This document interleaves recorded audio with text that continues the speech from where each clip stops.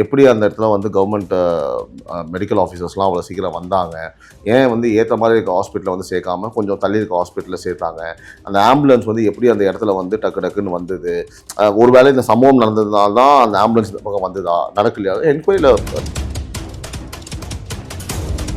மனிதநேயமாக என்ன பண்ணணுமோ அதை பண்ணியிருக்காரு. ஒரு மனுஷனாக நடந்திருக்கிறாரு. 100% அதில் அவர் ஜெயிச்சிட்டாரு. அதில் மாற்றுக்கிறதே கிடையாது.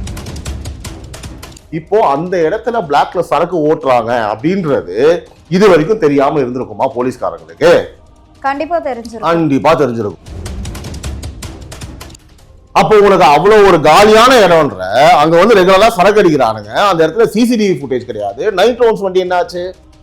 நைட் ரவுண்ட் வண்டி என்ன ஆச்சு? அதுவும் இல்ல.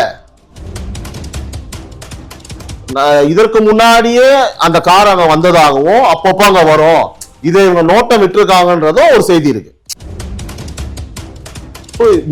மது போதை தான் காரணம். மது, கஞ்சா, ஏன்னா அது இந்த ஆட்சியில வந்து ரொம்ப ஈஸியா கிடைக்குது. மாண்புமிகு தமிழக முதலமைச்சர் பெண்களின் காவலர், ஓகேவா, அவர் வந்து பாத்தீங்கன்னா சிறப்பா ஆட்சி நடத்தி கொண்டிருக்கனால இதெல்லாம் ரொம்ப ஈஸியா கிடைக்குது. அதனால வந்து பாத்தீங்கன்னா ஸ்டாலின் அவர்களுக்கு நிர்வாக திறமை இல்ல, எப்படி ஆளுங்கணும் அப்படின்ற ஒரு விஷயம், லேக் ஆஃப் கவர்னன்ஸ் 100%. நான் திரும்ப திரும்ப அதான் சொல்றேன்.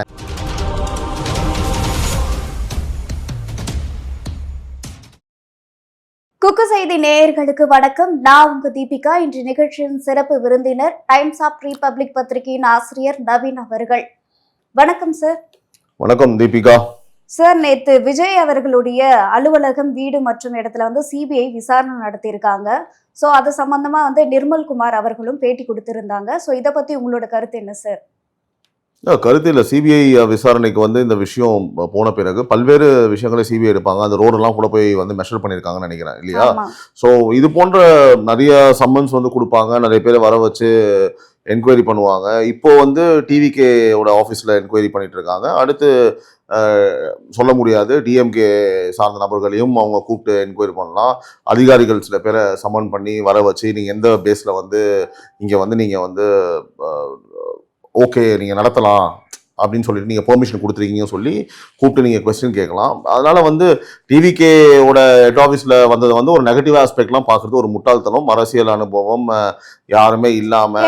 விஜய் அவர்களுக்கு இது ஒரு நெருக்கடி, இதன் மூலயமா பாஜக தன் வசம் வந்து இழுக்க பாக்குறாங்க அப்படின்ற மாதிரி எல்லாம் சொல்லிட்டு இருக்காங்க. இல்ல மசி, நான் திரும்பவும் சொல்கிறேன் தீபிகா, நம்ம சில விஷயங்களை வந்து ப்ராக்டிக்கலாக உள்ளபடி பேசணும். நம்ம லவுடாக பேசி, கத்தி பேசி, ஆவேசமாக பேசி ஒரு நரேட்டிவ் செட் பண்ணுறதுக்கு வந்து பார்த்தீங்கன்னா இங்கே யாரும் கிடையாது. நான் ரொம்ப சிம்பிளாக சொல்கிறேன். சிபிஐயில் விசாரணை மேற்கொள்ளணும்னு நினைக்கிறத நீங்கள் வாட்ஸ்அப் சாட் மூலிமா விசாரணை பண்ணுவீங்களா? கண்டிப்பாக முடியாது. வாட்ஸ்அப் சாட் மூலம் விசாரணை, மெயில் மூலிமா விசாரணை பண்ணுவீங்களா? விசாரணைன்றது என்னம்மா, யார் மேலாம் போய் என்னன்னு என்கொயரி பண்ணணும், பேசணும், சம்மன் பண்ணுவாங்க, வர வைப்பாங்க, இவங்களும் போய் சந்திப்பாங்க. இது மட்டும் கிடையாது. திமுக சார்ந்த மாவட்ட செயலர் ஒருத்தர் வந்து போஸ்டர் ஓட்டினான்னு கூட, மாவட்ட செயலர் கிடையாது, திமுக சார்ந்த ஒரு நபர் வந்து நிர்வாகி வந்து ஏதோ ஒரு போஸ்டர் ஓட்டினாரு. ஸோ இவங்கெல்லாம் ஏன் ஓட்டினாங்க? நான் இப்போ வந்து இப்போ ஒரு க்ளூ கூட சொல்கிறேன், இவங்கெல்லாம் கூட கூப்பிட்டு விசாரிக்கணும், ஓகேவா? ஏன் நீ சம்மந்தம் எல்லாம் போஸ்டர் ஓட்டினேன் கேட்டால் அதுக்கப்புறம் பாக்கெட்டில் வந்து நம்ம மாண்புமிகு முதலமைச்சர், தமிழகத்தின் பாதுகாவலர், பெண்களின் பாதுகாவலர் திரு ஸ்டாலின் அவர்கள் வந்து பார்த்தீங்க அப்படின்னா அவர் ஒரு கட்சி சார்ந்த ஒரு நபர் வந்து நடந்த சம்பவத்துக்கு டெட் அகைன்ஸ்டாக ஒரு போஸ்டர் வந்து ஒட்டுறாங்க. ஸோ இந்த மாதிரி சம்பவங்கள்லாம் ஏன் நடந்தது? சரியா? இதெல்லாம் வந்து ஒரு கேள்விக்குரிய விஷயம் தான். So it's not about only டிவிக்கு ஹெட் ஆஃபீஸ் போனாங்க ஒன்னே நெகட்டிவ் ஆஸ்பெக்ட்லாம் கிடையாது. பல்வேறு விஷயங்கள்ல கண்டிப்பா போக தான் செய்வாங்க. ரோடெல்லாம் அளவிடும் போது ஒருத்தர் குடி போதையில வராரு, வந்துட்டு நீங்க எதுக்கு இதெல்லாம் பண்ணிட்டு இருக்கீங்க, எங்களுக்கு வந்து இடையூறா இருக்கு அப்படின்லாம் சொல்லி பேசுறாரு. அவரோட வண்டி பின்னாடி பாத்தீங்க அப்படின்னா திமுகவுடைய ஸ்டிக்கர் ஒட்டி இருக்கு. திமுகவோட ஸ்டிக்கர் ஓட்டினா வந்து பார்த்தீங்கன்னா ஃபர்ஸ்ட் பகலில் தெளிவாக இருந்தால் தான் நீங்கள் அதாவது அதிர்ச்சி அடையணும், ஆச்சரியப்படணும். திமுகவோட பின்னாடி ஸ்டிக்கர் ஓட்டினா திமுக நிர்வாகியாக இருக்கலாம், இல்லை திமுக ஓட்டு போடுறவா இருக்கலாம், திமுகவோட சொம்பா இருக்கலாம், யாரோ ஒருத்தாங்க. ஸோ அவன் போதையில் இருந்தால் தான் அவனுக்கு மதிப்பு. அதுதான் அவன் போதையில் இருக்கிறது தான் அவன் நான் மதிப்பு, நான் சொல்கிறது. அதனால் அது ஒரு பெரிய மேட்ரு கிடையாது. இருந்தாலும் பைத்தியார்த்தனமாக எதாவது அவன் பேச சிபிஐ ஆஃபீஸ் வந்து வந்திருக்காங்கன்னா அவங்ககிட்ட போய் கேள்வி கேட்கறான், அவன் எவ்வளோ முட்டாப்பையெல்லாம் இருப்பான். இந்த ஆட்சியாளர்கள் மாதிரியே அவனும் ஒரு முட்டாப்பை, அவ்வளோதான். அதை பற்றி பேசுறதில்ல, அவனை பற்றி பேசலாம் ஒரு பெரிய சப்ஜெக்ட் கிடையாது, சரிங்களா? அதெல்லாம் நம்ம அப்படியே அவாய்ட் பண்ணிட்டு போயிடலாம். ஸோ இந்த விஷயத்தை பொறுத்த அளவுக்கு நான் அகைன் சொல்கிறது தான், சிபிஐ விசாரணை வந்து எல்லா கோணங்களிலும் நடக்கும். அதில் ஒரு சின்ன பார்ட்டு தான் இது. எல்லாத்தையுமே சம்மன் பண்ணி வர வச்சு பேசுவாங்க, அவங்க எல்லா அதிகாரமும் இருக்குது. இந்த கேஸ் சம்பந்தமா வந்து அவங்க யாரை வேணாலும் சம்மன் பண்ணி பேசலாம், எனி டைம் அவங்க கொஸ்டின் பண்ணலாம். அப்போ திமுக மீது தவறு இருந்தாலும் இவங்களுமே இந்த விஷயத்துல மாற்றுறதுக்கான அதான் இப்போ ஒரு சின்ன உதாரணம் சொன்னேன் இல்லையா, இந்த சம்பவத்துக்கும் நீங்க அந்த நைட் அங்கே போஸ்ட் ஓட்டுறதா இருக்கட்டும், ஏன்னா வித்தின் ஒரு 2 ஹவர்ஸ்ல வந்து அவ்வளோ பாடியை எப்படி போஸ்ட்மார்ட்டம் பண்ண முடியுமா, சாத்தியமா, எப்படி அந்த இடத்துல வந்து கவர்மெண்ட் மெடிக்கல் ஆஃபீஸர்ஸ்லாம் அவ்வளோ சீக்கிரம் வந்தாங்க, ஏன் வந்து ஏற்ற மாதிரி இருக்க ஹாஸ்பிட்டலில் வந்து சேர்க்காம கொஞ்சம் தள்ளி இருக்க ஹாஸ்பிட்டலில் சேர்த்தாங்க, அந்த ஆம்புலன்ஸ் வந்து எப்படி அந்த இடத்துல வந்து டக்கு டக்குன்னு வந்தது, ஒருவேளை இந்த சம்பவம் நடந்ததுனால தான் அந்த ஆம்புலன்ஸ் இந்த பக்கம் வந்ததா நடக்கலையா, என்கொயரியில் தெரியும். நான் முதலே சொன்ன மாதிரி அந்த கரூர் சம்பவத்தை பொறுத்தளவுக்கு 2 விஷயமா பார்க்கணும்.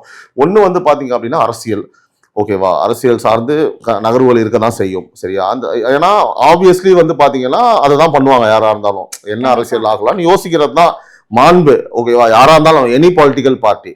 இன்னொன்று வந்து பார்த்தீங்கன்னா அரசியல் இல்லாத சில விஷயங்களை பார்க்கணும். லைக் எக்ஸாம்பிள் வந்து நம்ம மகாலிபுரத்தில் கூப்பிட்டு திரு விஜய் அவர்கள் வந்து ஒரு மனிதநேயமிக்க ஒரு மனுஷனாக நடந்துக்கிட்ட ஒரு விஷயத்தில் வந்து நம்ம 1% கூட அரசியல் வந்து நம்ம பண்ணுறது நாகரிகம் கிடையாது. அது ஒரு அரக்க குணகமான நான் அதை பார்க்குறேன். அந்த விஷயம் வந்து அரசியல் இதுலேயே பல்வேறு விமர்சனங்கள்லாம் எழுப்புறாங்க இல்லையா, என்ன 1 மாதம் கழிச்சு போயிட்டு ஏன் யார் பாதிக்கப்பட்டவங்களோ அவங்க குடும்பத்தினர்கிட்ட போயிட்டு மன்னிப்பு கேட்கறதோ இல்லைன்னா அந்த பகுதிக்கு போகிறதோ தான் நல்லது, அதை கூட்டிட்டு வந்து மன்னிப்பு கேட்கறதெல்லாம் ஏதோ சினிமா மாதிரி இருக்கு. அது அவர் கூதலுக்கு அதை பத்தி அவர் வந்து வருத்தப்படணும். சம்மந்தப்பட்ட யாரோ அது எக்ஸ்போ யாரா இருந்தாலும் அந்த மாதிரி வந்து அவர் இஷ்டத்துக்குலாம் வந்து பண்ண முடியாது. அவரோ அவங்களோ குறிப்பிட்ட ஒரு சமூகத்தினர்னா இந்த ஊபிஸ் சொல்றேன், அந்த சமூகத்தினை பத்தி பேசுறேன், சரியா. ஸோ அந்த டிஎம்கே கொத்தடிமைகளா இருக்கக்கூடிய நபர்கள் தான் அந்த மாதிரி பேசுறாங்க. முட்டாள்தனமான ஒரு விமர்சனம் அது. நான் சொல்றது என்னன்னா, இதுல வந்து யாரோட கருத்து நம்ம முக்கியமா எடுத்துக்கணும்னா, நான் ஆரம்பம் ஒரே ஸ்டாண்ட்ல தான் இருக்கேன்.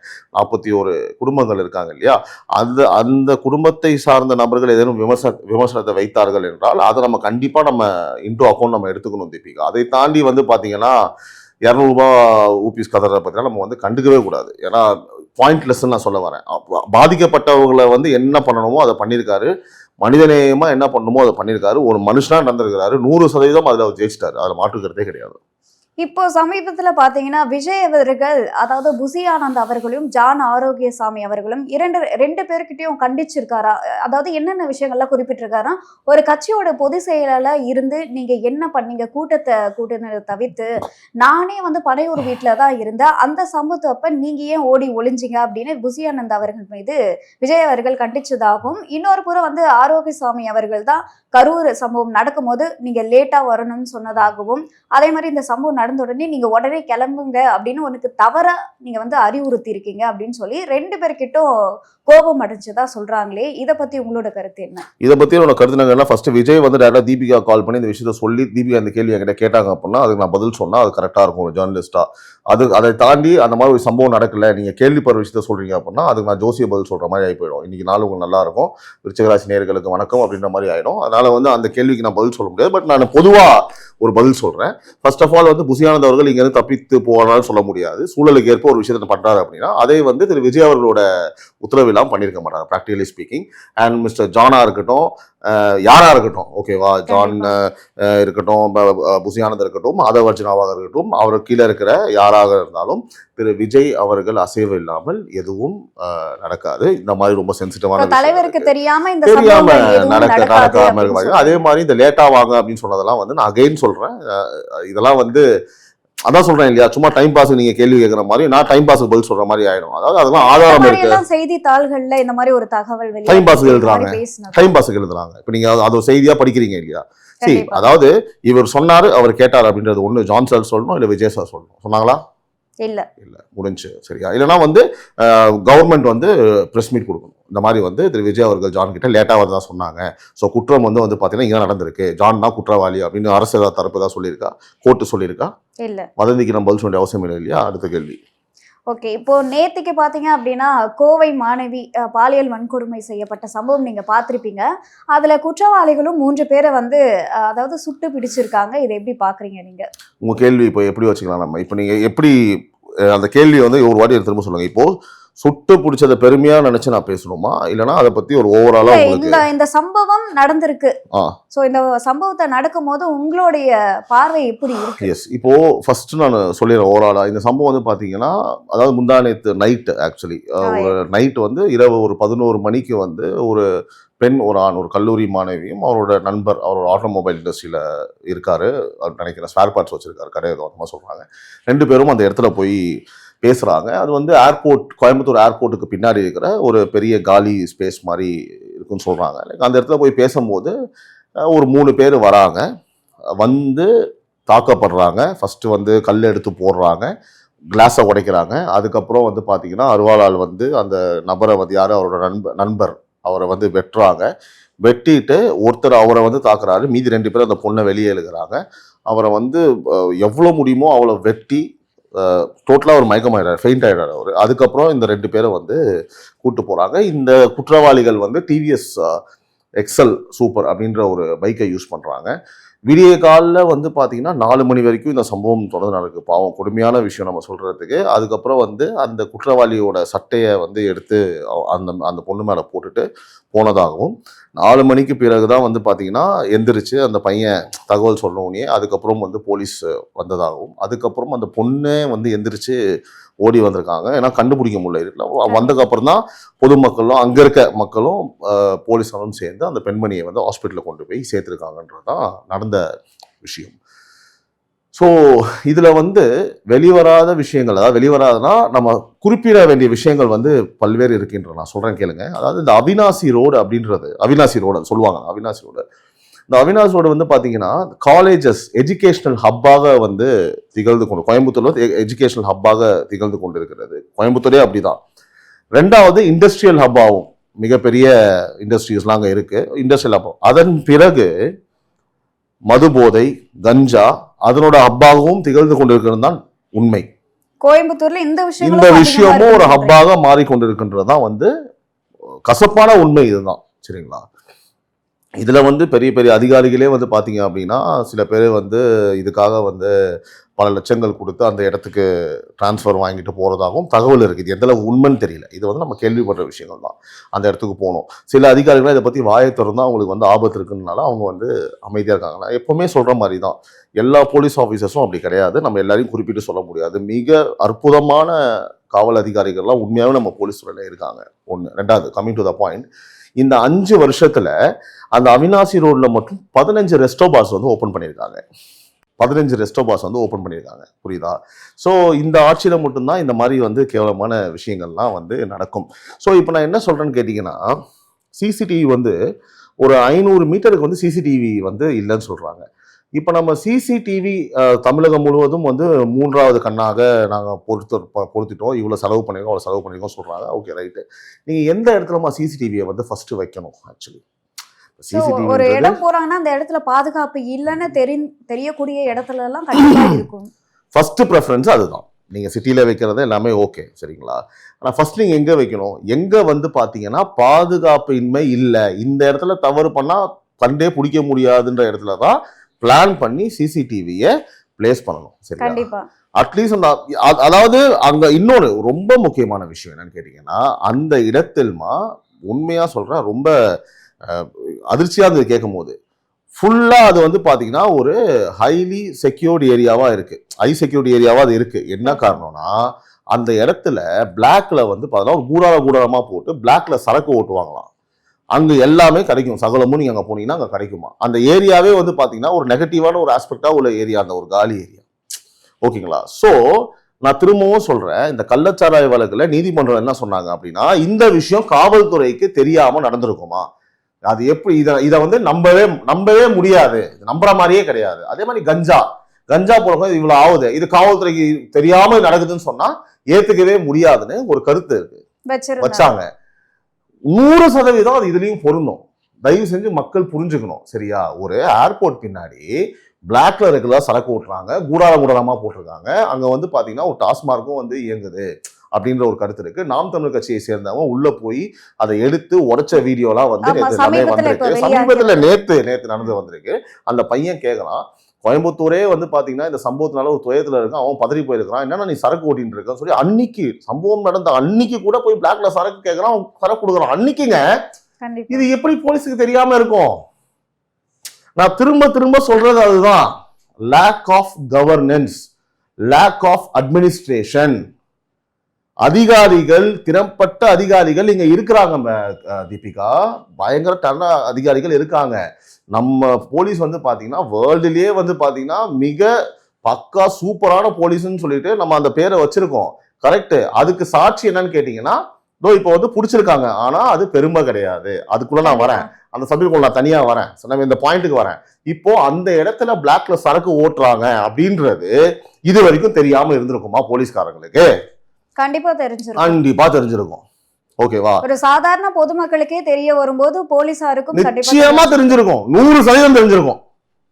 நான் என்ன கேக்குறேன், என்ன கொடுமைனா அந்த சம்பவம் நடந்த அன்னைக்கு கூட சரக்கு கிடைச்சிருக்கு பாருங்க. இதை விட கேவலம் என்ன இருக்கு? ஒரு லேக் ஆஃப் கவர்னன்ஸ்ல, ஒரு லேக் ஆஃப் போலீஸ், அதாவது இங்க பாருங்க, நான் என்ன சொல்றேன், போலீஸ் லேப்ஸும் இதுல இருக்கு. போலீஸ் லேப்ஸும் இருக்கிறதுக்கான உதாரணம் என்னன்னு கேட்டீங்கன்னா, அந்த சம்பவம் நடந்த அன்னைக்கு கூட அந்த சரக்கு கிடைக்குதுன்ற பிளாக்ல. இதை விட போலீஸ் லேப்ஸ் என்ன இருக்கு? எக்ஸாம்பிள் நான் சொல்றேன். நான் எல்லாரையுமே குறிப்பிட்டலங்க. அந்த இடத்துல யார் பொறுப்புல இருக்காங்களோ அந்த ஏரியாவோட போலீஸ் ஐயோ யாரோ இன்ஸ்பெக்டர் யாரோ அவங்கள பத்தி தான் பேசுறேன். நான் எல்லாரையுமே எல்லாம் சொல்லல. லேப்ஸ் இருக்குன்னா இருக்குதான். ஏன்னா இப்படி ஒரு கொடூரமான சம்பவம் நடந்திருக்கு. அதே இடத்துல பிளாக்ல சரக்கு கிடைக்குது. போலீஸ் இன்வெஸ்டிகேஷன் என்ன சொல்றாங்க, வந்து அந்த இடத்துல மது அருந்திட்டு தான் சம்பவம் நடந்திருக்கு. அதே இடத்துல நேத்து நான் ஒரு முக்கியமான ஒருத்தருக்கு நான் பேசும்போது சொல்றாங்க, இதை பத்தி நான் டிஸ்கஸ் பண்ணும்போது டக்குன்னு சொன்னாங்க, அவங்க அங்கதான் உனக்கு சரக்கு அடிச்சிருப்பானுங்க, இது நிச்சயமா நடந்திருக்கும், அங்க உனக்கு குடிக்கிறவன் தான் இருப்பானுங்க. இன்னைக்கு செய்தி வந்துச்சு கரெக்டா, அங்கதான் குடிச்சிருக்கான் அந்த குற்றவாளி. அப்போ உனக்கு அவ்வளவு ஒரு காலியான இடம்ன்ற அங்க வந்து ரெகுலரா சரக்கு அடிக்கிறானுங்க. அந்த இடத்துல சிசிடிவி ஃபுட்டேஜ் கிடையாது. நைட் ரவுண்ட்ஸ் வண்டி என்ன ஆச்சு? நைட் ரவுண்ட் வண்டி என்ன ஆச்சு? அதுவும் இல்ல. இதுல எங்க நீங்க சொல்ல முடியும் எங்க மேல தவறு இல்லைன்னு சொல்லிட்டு?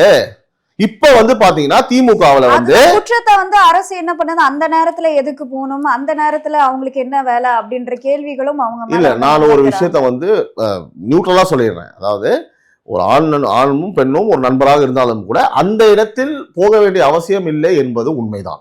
கண்டிப்பா அதை நம்ம சும்மா சப்போர்ட் பண்ணி, அதாவது சுதந்திர நாடுதான், எங்க போகணும் எங்க போக கூடாதுன்னா இருக்கு, ரைட், ஓகே, எங்க வேணா போலான்ற ஒரு பாயிண்ட் இருந்தாலும் பேசிக் காமன் சென்ஸ்மா. எப்போ நீங்க வந்து ஆள் நடமாட்டம் இல்லாத இடத்துக்கு போறீங்களோ அந்த இடத்துல ஒரு ஆள் நடமாட்டம் இருந்தா அது டேஞ்சர் தான். கண்டிப்பா புரியுதா சொல்றது? ஒரு இடத்துல போறோம், ஆளே இல்லைன்னு நமக்கு போய் உட்காரோம், அங்க எவனா ஒருத்தன் வரான் அப்படின்னாலே அது நம்ம டேஞ்சர் சிக்னல் தான். ஓகேவா? அதனால அது வந்து அது இன்னொரு சப்ஜெக்ட். அது அந்த இடத்துல போக வேண்டிய அவசியம் இல்லை. நின்று பேசுறவன் வந்து வெளில நின்று பேசிருக்கலாம், மெயின் ரோடு நின்று பேசிருக்கலாம், மெயின் ரோட்ல ஹைவேஸ் ஓரமா நின்று பேசிருக்கலாம், இல்ல எங்க நின்று பேசிருக்கலாம். அந்த அது ஏற்கனவே வந்து நான் முதல்ல சொன்ன மாதிரி ஒரு ஹை அலர்ட்டான ஒரு ஏரியா. அது நிறைய குற்ற சம்பவங்கள் வந்து அங்க நடக்குது. அங்க பிளாக்ல சரக்கு ஓட்டுறாங்க, வராங்க, குடிக்கிறாங்கன்னு இதெல்லாம் இருக்கும்போது தேவையில்ல. இன்னொன்னு என்னன்னா, நிறைய பேர் சொல்றாங்க, இது வாட்டி நான் செய்தியில பார்த்தது, இதற்கு முன்னாடியே அந்த கார் அங்க வந்ததாகவும் அப்பப்போ அங்க வரும், இதை இவங்க நோட்டம் விட்டுருக்காங்கன்றதும் ஒரு செய்தி இருக்கு. என்ன சொல்றாங்க அப்படின்னா, அது வந்து இன்னும் அது திட்டமிட்டு நடந்ததா இல்லைன்னா தற்செயலா நடந்ததா? திட்டமிட்டுன்றது வந்து என்னன்னா, பிளான் பண்ணி இவங்க முன்பகை இருக்கா ஒரே மாவட்டத்தை சேர்ந்தவங்க. ஏன்னா இதுக்கு முன்னாடி முந்தா நேத்து திருச்சியில வந்து அந்த ஸ்டோரி நீங்க பாத்தீங்களான்னு தெரியல, ஒரு பெண்மணியை வந்து பைக்ல டெத்துக்கு அவங்க வீட்டுல பொய் சொல்லிட்டு ஒரு நல்லதுக்காக பெண் குழந்தை பிறந்திருக்கு, முன்னாள் காதலோட தங்கச்சிக்கு, திருச்சி மேட்ரு, முன்னாள் காதலனோட தங்கச்சிக்கு பெண் குழந்தை பிறந்திருக்கு.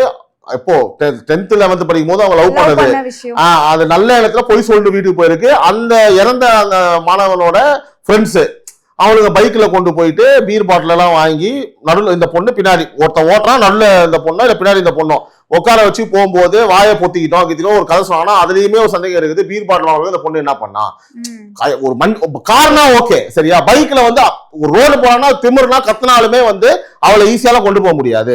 அப்ப என்ன சொல்லி கூட்டு போனாங்கன்னு தெரியல. அங்க ஒரு கோயில் இருக்கு, மேபி ஃப்ரெண்டுக்காக வந்து பண்ணா அவங்க போய் சாமி கும்பிட்டு எல்லாம் படைச்சிட்டு பீர் பாட்டில் வச்சு படைச்சிட்டுன்னு சொல்லி அப்படி கூட கதை விட்டுருக்கலாம். அது இன்வெஸ்டிகேஷன் நடந்துட்டு இருக்கு, நம்ம வந்து அகைன் ஜோசியம் சொல்ல முடியாது, அது வரும்போது பார்க்கலாம். ஏன் இதை நான் சொன்னேன் அப்படின்னா, அந்த சபை வரும்போது நல்லா புரிஞ்சுக்கோங்க. அதாவது 2 விஷயம் இருக்கு. ஒண்ணு வந்து பாத்தீங்க அப்படின்னா, இந்த மேட்டர்ல வந்து பழைய பகை இருந்தது, இந்த மேட்டர்ல வந்து பழைய பகை அந்த மாதிரி 5 வருஷத்துக்கு முன்னாடி 4 வருஷத்துக்கு முன்னாடி ஒரு கிரைம் இத இருக்கா, ஏதாவது ஒரு பகை இருக்கான்னு. இதுல அந்த மாதிரி கிடையாது. இதுல என்னன்னா, ரெகுலரா இவங்க குடிக்க வருவான், இந்த 3 பேரு குடிக்க வரும்போது இந்த காரை பாக்குறாங்க, அவங்க வராங்க, அதே மாதிரி வராங்க, அந்த மாதிரி ஜஸ்ட் நோட்டை விட்டு போகும்போது ஒரு அதிகமான போதையில இருந்திருப்பாங்க, அந்த சம்பவம் வந்து நிகழ்ந்திருக்கும். இன்னொன்னு, இந்த மாதிரி கொடூரமான விஷயங்கள் நடக்கும் போதுமா நார்மலா ஒரு மனுஷன் வந்து தெளிவா இருக்கும்போது பண்ணவே முடியாதுமா. ஏன்னா கண்டிப்பா தோணவே தோணாது, ரொம்ப கொடுமையா இருக்குமா. ஓகேவா? ஸோ மது போதை தான் காரணம், மது கஞ்சா. ஏன்னா அது இந்த ஆட்சியில வந்து ரொம்ப ஈஸியா கிடைக்குது. மாண்புமிகு தமிழக முதலமைச்சர் பெண்களின் காவலர், ஓகேவா, அவர் வந்து பாத்தீங்கன்னா சிறப்பா ஆட்சி நடத்தி கொண்டிருக்கனால இதெல்லாம் ரொம்ப ஈஸியா கிடைக்குது. அதனால வந்து பாத்தீங்கன்னா இதெல்லாம் சாப்பிட்டுதான் இந்த மாதிரி வெறிச்சல் எல்லாம் பண்றது அவனுக்கு. அதை தாண்டி நான் வரேன், சப்ஜெக்ட் வரேன். இன்னும் இப்படி போயிட்டு இருக்கும் போது என்ன ஆகுது அப்படின்னா, வச்சுப்போம் கவர்னன்ஸ் வந்து இப்ப நடந்துட்டு இருக்கு. ஸ்டாலின் வந்து சூப்பரா ஆட்சி நடத்திட்டு இருக்காரு, அந்த மாற்றுக்கத்தில் முதல்வர் அவர்கள். ஓகேவா? அப்படி இருக்கும்போது ஜெயலலிதா அம்மாவா இருந்தா, ஓகேவா, போலீஸ் அதிகாரிகள் இந்த மாதிரி வந்து அப்படியே அசால்ட்டா இருக்கிற முடியும் நீங்க நினைக்கிறீங்களா? உங்களுக்கு கருத்து என்ன? கண்டிப்பா இருக்க முடியாது. எனக்கு தெரிஞ்சு இருக்க முடியாதுமா. நான் அதிமுக சப்போர்ட் பண்ணி பேசலாம் கிடையாதுமா. நான் சொல்றது ஆளுமையை பத்தி பேசுறேன். ஆளுமைன்றது ரொம்ப முக்கியம். ஆளுமையை பத்தி பேசுறேன். அதாவது ஜெயலலிதா அம்மா இருந்தாங்கன்னா மினிஸ்டர் முத கொண்டு அடுத்த நாள் காலைல அவன் மினிஸ்டர்ல இருப்பாங்களா இருக்க மாட்டாங்களே தெரியாதுமா. நைட்டு தூங்குவான், காலையில எழுந்து டிவியை பார்க்கும்போது தெரியும் அந்த மினிஸ்டர் பதவி போயிடுச்சுன்னு சொல்லிட்டு. இது நடந்திருக்கு, இது ஃபேக்ட். இங்க நான் என்ன சொல்றேன், காவல் அதிகாரிகளையும் உங்களால கண்ட்ரோல்ல வச்சுக்க முடியல, நீங்க மினிஸ்டர் எங்க இருந்து கண்ட்ரோல்ல வச்சுக்க போறீங்க? நான் உதாரணம் வந்து பாத்தீங்கன்னா சொன்னதுன்னா இவங்களுக்கும் ஸ்டாலின் அவர்களுக்கு நிர்வாக திறமை இல்ல, எப்படி ஆளுங்கணும் அப்படின்ற ஒரு விஷயம், லேக் ஆஃப் கவர்னன்ஸ் 100%. நான் திரும்ப அதான் சொல்றேன், அட்மினிஸ்ட்ரேஷன் பவர் கிடையாது, அட்மினிஸ்ட்ரேஷன் ஸ்கில் கிடையாது. சொன்னா கேட்டு பாரு. அடுத்து இப்ப என்ன நடக்க போகுது அப்படின்னு கேட்டீங்கன்னா, ஓகே, அதுக்கு முன்னாடி ஒரு விஷயத்த சொல்லிடுறோமா. இன்னொரு விஷயமும் நம்ம பார்க்கணுமா. அதாவது நம்ம எந்த நீதித்துறையுமே வந்து குறை சொல்ல விரும்பல, சரிங்களா? ஆனா தண்டனைகள் அப்படின்றது இந்த மாதிரி விஷயத்துக்கு மிக மிக கடுமையாக இருந்தால்தான் இது போன்ற தவறுகள் நடக்காது. இதுதான் நிரந்தர தீர்வு.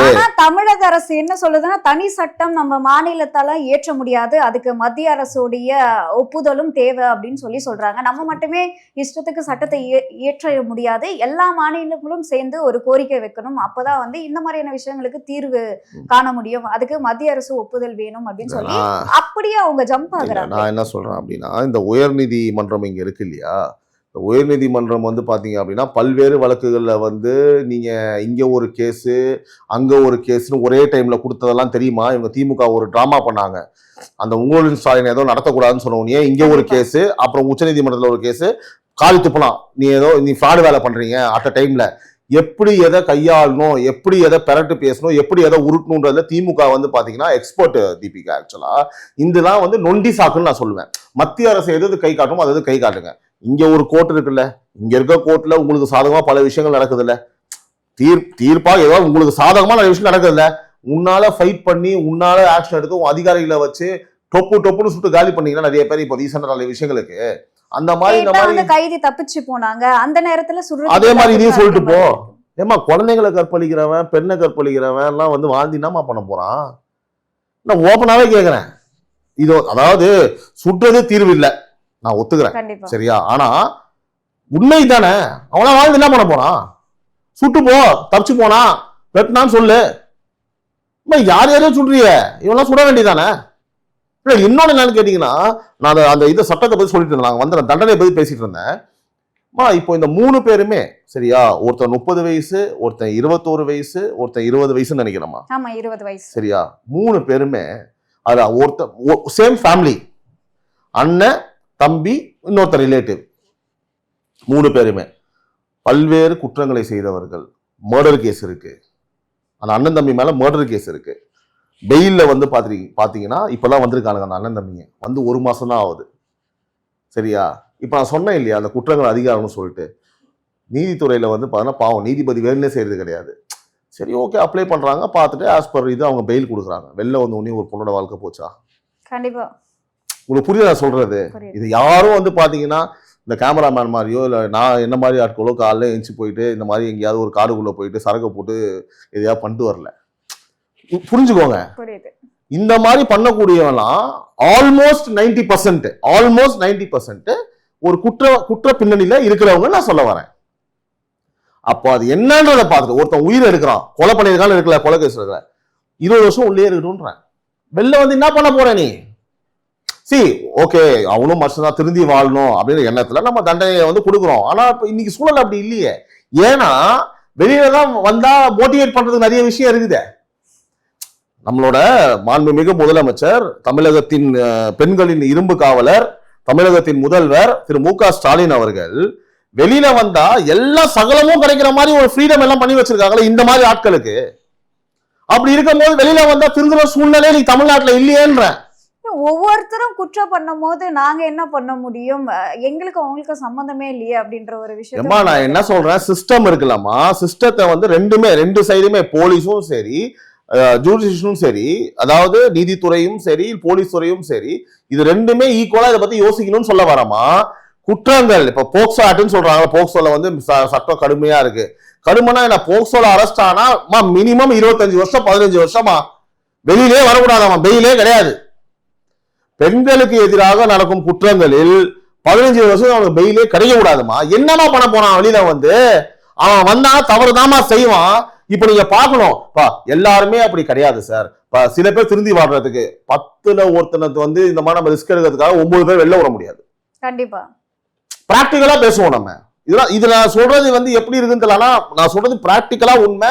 நான் மக்கள் என்ன நினைக்கிறாங்களோ, எங்க வீட்டுல இப்ப நீங்க என்ன நினைக்கிறீங்களோ என்ன யோசனை, அதை நான் பேசிட்டு இருக்கேன்.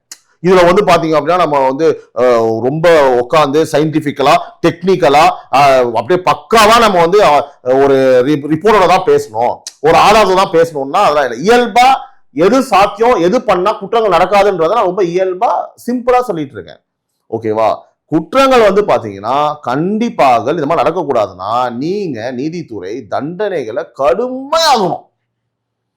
லேடிஸ் விஷயத்துல தப்பு பண்ணி உள்ள போனானா, இந்த மாதிரி கொலை ரேப்பு இந்த மாதிரி போக்சோ இருக்கா, 15-20 வருஷம் உள்ளே கடை, அவ்வளவுதான். ஏன்னா இப்ப அகைன் இப்ப நான் சொல்றதுக்கான காரணம் என்ன, இப்ப வெளியில வந்து பண்ணவன் ஒரு கொலை கேஸ் இருக்கு, அவன் மேல வந்து பாத்தீங்க அப்படின்னா பிக் பாக்கெட் இருக்கு, திருட்டு கேஸ் இருக்கு, எல்லாமே இருக்கு, பெயில்ல வந்திருக்கான்.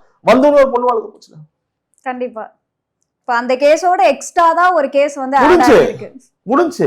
இதுல இன்னொரு வருத்தத்துக்குரிய விஷயம் என்னன்னா, உங்களுக்கு தெரியும் நினைக்கிறேன், அந்த ஹாசினின்னு ஒரு 6 வயசு குழந்தை, நான் சொல்றேன், ஹாசினி ஒரு 6 வயசு குழந்தைய வந்து ரேப் பண்ணி கொன்னு 7 வருஷம் வந்து உள்ள இருக்கான்.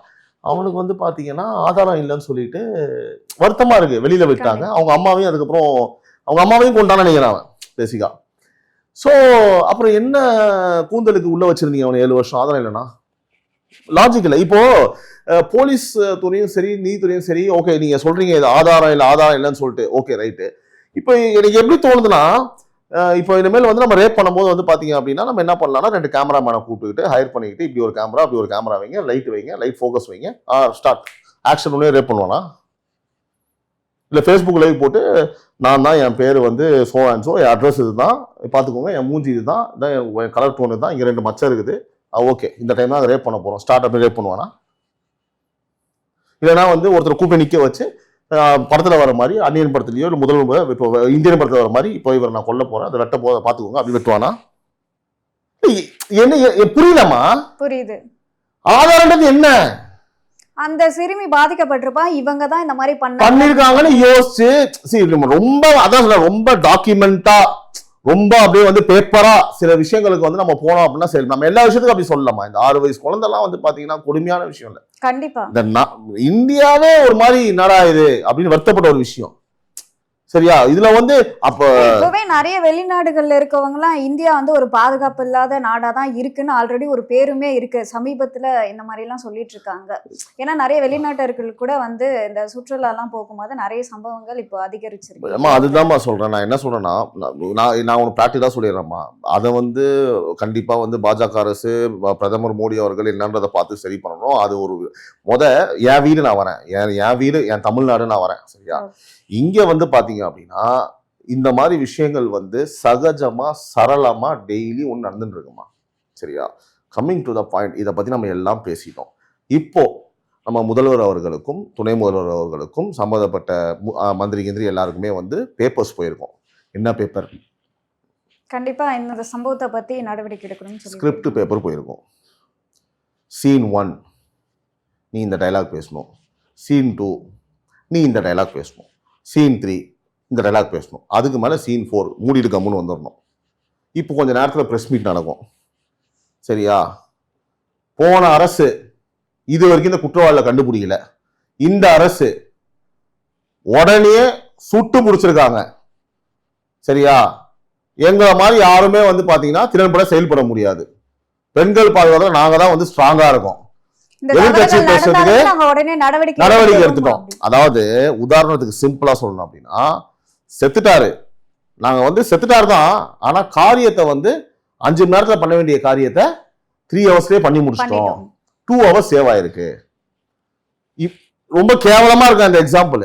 செத்து போயிட்டான், செத்து நீ காரியத்தை இன்னைக்கு பண்ணா என்ன, நாளைக்கு பண்ணா என்ன? சரி, நான் என்ன கேட்கறேன், இப்படி காலைல சுட்டு பிடிச்சியா, பாராட்டுறேன், சரி பிடிச்சிட்டீங்க, சந்தோஷம். இப்போ நாளைக்கு காலைல பிடிச்சா என்ன? நீங்க சொல்லுங்க, நீங்க ஒரு பெண்மணியா நீங்க சொல்லுங்க, அவங்ககிட்ட கேட்கறேன், உங்களுக்கு தோணுத சொல்லுங்க. இப்ப இன்னைக்கு காலைல சுட்டு பிடிச்சத இன்னைக்கு பிடிக்கலப்பா, ஒரு 2 நாள் கழிச்சு பிடிச்சிட்டாங்க, இதனால சீக்கிரமா பிடிச்சதுனால எந்த ஒரு யூஸும் கிடையாது. அதனால நான் இந்த இடத்துல பதிவு பண்றேன் தைரியமா, சீக்கிரமா பிடிச்சிட்டோம், திறன்பட செயல்பட்டோம், உடனே பண்ணிட்டோம் அப்படின்னு யாரெல்லாம் இப்ப இதெல்லாம் பேசுறாங்களோ, உங்களை விட கேவலமான ஈனப்பிறவிகள் இந்த உலகத்திலேயே இல்லைன்னு இந்த இடத்துல பதிவு பண்ணிக்கிறேன். பேசுறவங்களாம் பேசுங்க, அவங்க எல்லாத்துக்குமே இது பொருந்தும், யாராக இருந்தாலும். பாதிக்கப்பட்டது தான், அந்த பெண்ணு வாழ்க்கை போனதுதான், அந்த குடும்பத்துக்கு இழப்பு தான். எதுவுமே ஒரு இம்மி கூட மாற போறது இல்ல. நீ இன்னைக்கு பூச்சாயினா நாளைக்கு பூச்சாயினா, இதுக்கப்புறம் நடக்கிறது எல்லாமே என்ன? அரசியல். நடக்க போவது அரசியல், வரப்போற பிரஸ் மீட் அரசியல்.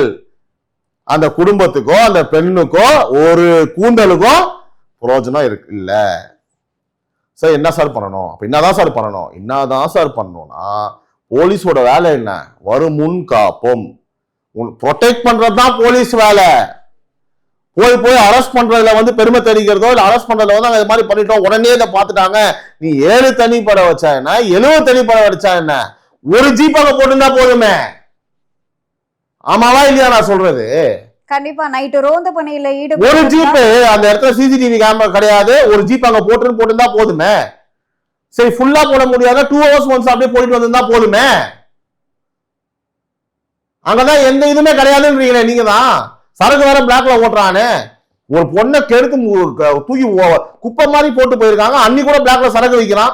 இது போலீஸ்லாம் தெரியாம இருக்குமா? சம்பந்தப்பட்ட போலீஸ்லாம் தெரியாம இருக்குமா? நிச்சயமா கிடையாது தீபிகா. என்ன யூஸ்? இப்ப நம்ம பேசிட்டு இருக்கோம், நீங்க எப்ப டெலிகாஸ்ட் பண்ண போறீங்க தெரியல. இதுக்கப்புறம் திமுக எல்லாம் பேச, இப்ப கமிஷனர் பேசிட்டாரு. ஆனா ஓப்பனா சொல்லணும் அப்படின்னா, கமிஷனர் எந்த இடத்துலயுமே வந்து திறன்பட புடிச்சிட்டாங்க, உடனடியாக செயல்பட்டு புடிச்சிட்டாங்க அப்படின்னு அவரை பெருமையா எந்த வார்த்தையுமே பேசல. அதை நான் ஓரளவுக்கு ஓகேப்பா எப்பாடா நான் பயந்துட்டே இருந்தேன், ஐயோ இதை எதை சொல்ற போறாங்க எரிச்சலா அவங்க கேட்கும் போது. ஆனா இப்ப அரசியல்வாதிகள் பேசுவாங்க உடனடியாக போலீஸ் வந்து திறன்பட செயல்பட்டு சூப்பரா பண்ணிட்டாங்க. என்ன பண்ணாங்க? அதான் சொல்றேன் இல்லையா, நான் பதிவு பண்ணிடுறேன். இந்த சம்பவத்தை வந்து பாத்தீங்க அப்படின்னா, யாரெல்லாம் வந்து நடந்த விஷயத்த விட்டுட்டு உடனடியாக பிடிச்ச விஷயத்த பத்தி பேசுறாங்களோ அவங்களாம் ஈனப்பிறவின்ற. நான் மனுஷனே இல்லை நீலாம், ஓகேவா? பேசுறவங்களாம் பேசிக்கோ, புரியுதா உங்களுக்கு நான் சொல்றது? இதுல வந்து பாத்தீங்க அப்படின்னா இன்னொரு விஷயம் நான் சொல்லிடுறேன். நம்மளோட இந்த ஆட்சியில கிட்டத்தட்ட வந்து போக்சோ சட்டங்கள் வந்து பாத்தீங்கன்னா ஆல்மோஸ்ட் வந்து 50% வந்து இன்க்ரீஸ் ஆயிருக்குது. 18,200 வந்து பாலியல் வழக்குகள் இருக்கு. இந்த 5 வருடங்கள்ல 18,200 பாலியல் வழக்குகள் இருக்கு. பெண்கள் மேல உள்ள குற்றம் வந்து பாத்தீங்க அப்படின்னா நான் சொன்ன மாதிரி 40% வந்து கூடி இருக்கு. 31 லாக்அப் டெத் இருக்கு. 31 லாக்அப் டெத் இருக்கு. குழந்தைகள் சம்பந்தமான குற்றங்கள் இருக்கு இல்லையா, அது 15% இன்க்ரீஸ் ஆயிருக்கு. 6000 கொலைகள் நடந்திருக்கு. இதெல்லாம் டேட்டா இந்த 4 வருஷத்துல. கண்டிப்பாக போன ஆட்சியை விட இந்த ஆட்சி அதிகம் தான். கண்டிப்பா அவங்க ஸ்டைல்ல சொல்லணும்ல கம்பாரிசனு. உடனே போன ஆட்சியை விட இப்ப நான் சொன்னங்களே எல்லாமே ஆன் டேட்டா கண்டிப்பா வந்து இந்த ஆட்சியில் அதிகம் தான். இதுல வந்து பாத்தீங்க அப்படின்னா இதுல பெருமைப்படக்கூடிய விஷயங்கள் வந்து எதுவுமே கிடையாது தீபிகா. நான் எங்க இந்த லேக பாக்குறேன் அப்படின்னா, இந்த போலீஸ் சைட்ல இருந்து லேக் எங்க இருக்குன்னா, இப்போ ஹெட் ஆஃப் போலீஸ் ஃபோர்ஸ் அப்படின்றது வந்து பாத்தீங்கன்னா டிஜிபி, கரெக்டுங்களா? அந்த டிஜிபி நியமனம் பண்ணாங்கல்ல, அதுலயுமே வந்து பார்த்தோம்னா ஒரு முரண்பாடு இருக்குல்ல. ஆக்டிங் டிஜிபி தான் இருக்காரு. போலீஸோட தமிழ்நாடு போர்ஸோட ஹெட்டே டிஜிபி தான், அதுலயே முரண்கேடு இருக்குதுன்றேன். அவர் ஆக்டிங் டிஜிபி தான், அவரு தற்காலிகமா ஆக்டிங் டிஜிபி தான். அப்புறம் acting DGP, acting CM, acting DMK, ஆக்டிங்காவே இருந்தா அப்புறம் மக்கள் என்னமா பண்ணுவாங்க? ரொம்ப கஷ்டம், ரொம்ப ரொம்ப கஷ்டம், வேதனை அளிக்குது. இந்த மாதிரிலாம் ஒரு கேவலமான ஆட்சியை நடத்தி கொண்டு வந்து பாத்தீங்கன்னா என்ன சொல்லுவாங்க, இரு கரங்களா அது சொல்லுவாங்களே, இரு கரங்கள் தானே, இரும்பு கரங்கள், இரும்பு கரங்கள் கொண்டு காப்போம். துருப்புடிச்ச கேவலமான இரும்பா இருக்கும் போல இருக்குது. மட்டமான ஆட்சி. பெண்களுக்கு பாதுகாப்பு இல்லைன்றது வந்து பாத்தீங்கன்னா, நான் இன்னொன்னு சொல்றேன், இதுல வந்து பாத்தீங்கன்னா ஒவ்வொருத்தரும் போலீஸ் போட முடியாது. நான் கேட்ட சிம்பிளான நியாயமான கேள்விகள். அந்த இடத்துல ஒரு ஹை செக்யூரிட்டி ஏரியாவா இருக்கு, பிளாக்ல சரக்கு ஓடுறான், போலீஸ் தெரியாம இருக்காது, அவ்வளவு ஒரு ஓப்பன் இடமா இருக்குது, அங்க ரெகுலரா வந்து குடிக்கிறாங்க. ஏன் அந்த இடத்த போலீஸ் போடல? அந்த இடத்த ஏன் நீங்க செக்யூர் பண்ணல? ஏன் அங்க இருக்கலாம் பிளாக்ல சரக்கு ஓட்ட வைட்டீங்க? ஏன் அந்த இடங்கள்லாம் நீங்க காலி பண்ணல? அந்த கூரையை போட்டு வைக்கலாம், ஏன் காலி பண்ணல? இதுதான் கேள்வி. இப்போ நம்ம கேட்க வேண்டிய கேள்வி இதுதான். அப்போ அங்க லேக் ஆஃப் வந்து பாத்தீங்க அப்படின்னா போலீஸ் லேப்ஸ் இருக்குன்றது உண்மையா இல்லையா? நான் சொல்றது 100% உண்மை. இப்ப நம்ம அடுத்த சொல்யூஷன் நோக்கி தான் போகணும். இப்ப இந்த 3 பேரை வந்து நீங்க சுட்டு பிடிச்சி அதெல்லாம் ஓகே. இப்ப தப்பு செஞ்சவன் நீ அதை கூட பண்ணல, எப்படி நீ தப்பு செஞ்சவன் வந்து பிடிக்கவே மாட்டா, அதை விட கேவலம் வேற எதுவுமே கிடையாது. நம்ம போலீஸ் சிறப்பா பண்ணிடுவாங்க, ஓகேவா? அது ஒரு வாரம் பண்ணா 10 நாள் கழிச்சு பண்ண, 1 மாசம் ஆச்சு 15 நாள் ஆயிடுச்சுன்னா அப்போ உங்க மேல ஒரு குறை வரும். 15 நாள் ஆயிடுச்சு துப்பில பிடிக்கிறதுக்கு, 8 ஹவர்ல பிடிச்சா என்ன, 80 ஹவர் பிடிச்சா என்ன? What is the difference? என்ன டிஃபரன்ஸ்? அடுத்த ஒரு பகுதியில் இன்னொரு விஷயம் நடந்துட்டு தான் இருக்கு. நடந்துட்டு இருக்க தவறுகள்ல எப்படி நடக்குது? அங்க போலீஸ் லேப்ஸ் இருக்கான்னு பார்த்தா இருக்கக்கூடாது. இதுதான் எப்படிங்க போலீஸ் லேப்ஸ் என்னங்க புரியலங்க அப்படின்ற. ஆனா இப்ப இருக்குல்ல, அவ்வளவுதான். இதுதான் நான் சொல்ல வரேன். இதுதான் போலீஸ் லேப்ஸ் 100% இருக்கு, 200% இருக்கு. அதுக்கான ஆதாரங்கள் நான் சொல்லிட்டேன் உங்ககிட்ட. அந்த இடத்துல பிளாக்ல சரக்கு ஓட்டுறாங்க, அங்க சிசிடிவி கிடையாது. அந்த இடத்துல நீங்க போலீஸ் ஒரு ரவுண்ட்ஸ் நீங்க போட்டுதான் ஆயிருக்கணும், நைட்ல 3 நாள் ஜீப் அங்க போயிருக்கணும், எல்லாமே பண்ணிருக்கணும். அங்க போலீஸ் லேப்ஸ் இருக்கு, கவர்மெண்டோட லேப்ஸ் 100% இதுல வந்து எப்பவும் நான் சொல்ற மாதிரி இருக்கு. ஜெயலலிதா போன்ற மாபெரும் தலைவர் இருந்தாங்கன்னா பயம் இருக்கும், நல்ல அதிகாரிகள் இருக்காங்க, ஆனா அத மேல இருந்து யூஸ் பண்ணிக்க தெரியல. அவங்களுக்கு வந்து பாத்தீங்கன்னா டைரக்ட் பண்ண தெரியல, வேலைக்கே ஆகல, வேஸ்ட். இது போன்ற குற்றங்கள் கண்டிப்பா நடக்கும்.